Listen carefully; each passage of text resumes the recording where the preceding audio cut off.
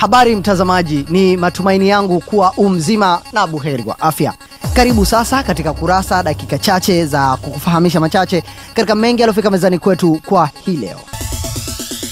Makamu wa Rais wa Jamhuri ya Muungano wa Tanzania Dr. Mohamed Gharib Bilal leo amewaongoza Watanzania na wakazi wa jiji la Dar es Salaam katika kuaga mwili wa mtangazaji mkongwe nchini marehemu Julius Nyaisanga katika viwanja vya Leaders Club jijini Dar es Salaam. Mwili wa marehemu Nyaisanga umeagwa leo na umati wa watu akiwemo mwenyekiti wa chama cha wamiliki wa vyombo vya habari nchini Tanzania MOAT Dr. Reginald Mengi, mwenyekiti wa Chadema Freeman Mbowe pamoja na mkuu wa wilaya ya Bahi Betty Mkwasa. Nyaisanga alikuwa mtangazaji katika wakati mgumu wa historia yetu ya Jamhuri ya Muungano wa Tanzania. Wakati ambao kulikuwa hakuna TV vile vile, na wakati alipoanza kazi zake hizo kulikuwa na vyombo vichache sana vya habari katika nchi yetu. Lakini sisi tunakumbuka sio yeye tu na mchango wake. Tunakumbuka sauti yake, tunakumbuka maneno yake, na tunakumbuka vile vile ujumbe aliokuwa akiwakilisha kwa jamii wakati akifanya kazi zake. Binafsi nilimfahamu Julius kwa jina la utani Uncle J kwa miaka mingi sana. Nafahamu na nimesikia watu wakisema mengi juu yake, lakini binafsi nilimfahamu kama mtu mwema. Na unaposema binadamu mwema ni kwamba ana mambo fulani ambayo si ya kawaida, lakini yote ambayo nilipambana nayo mbele ya Julius yalikuwa ni mambo mema. Mimi binafsi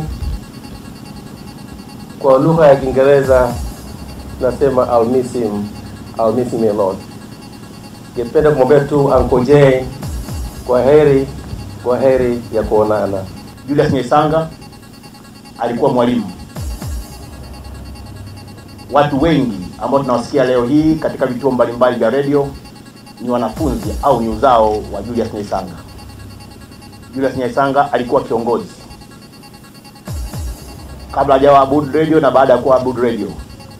Sisi katika jukwaa la wahariri, wakati wote tulipokuwa tukifanya vikao vyetu katika mkoa wa Morogoro, kwa kutoa mwaliko kwake au kutokuwa mwaliko kwake, alikuwa akitoa fursa kwetu ya kutupa miongozo, kutupa maoni yake kuhusu mwenendo wa vyombo vya habari na nafasi ya wanahabari na watangazaji katika maendeleo ya tasnia hii.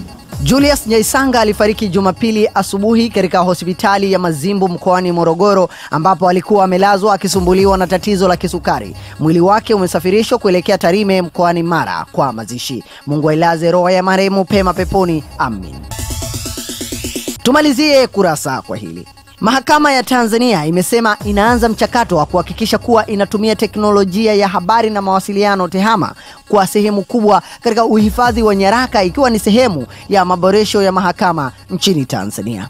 Akiongea na vyombo vya habari leo jijini Dar es Salaam, naibu msajili mwandamizi wa mahakama ya Tanzania Bwana John Kahioza amesema hatua ya mahakama kutumia TEHAMA itasaidia kuondokana na matatizo ya kupotea kwa baadhi ya nyaraka za kimahakama ambazo zimekuwa zikikosekana katika mafaili ya mahakama nchini. Kwa sababu shahidi utarekodiwa, proceedings zitachapwa kwa kompyuta na zitatunzwa kwa kompyuta, itakuwa rahisi kushare. Lakini pia sasa hizi tumeanza kwamba nakala za hukumu zipatikane kwenye website za mahakama.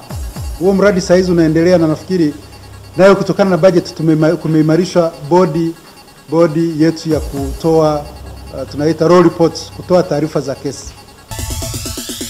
Tumekufungulia na kukufungia kurasa kwa hayo machache katika yale mengi yaliyofika mezani kwetu kwa hii leo. Kesho, je, kuna ni? Tafadhali usikose kuangalia dakika chache za Kurasa. Alafu tuandikie maoni yako kupitia barua pepe yetu ambayo ni kurasa@yatv.tv. Kwa niaba ya wote walioshiriki kuletea Kurasa, mimi ni Noah Laltaika.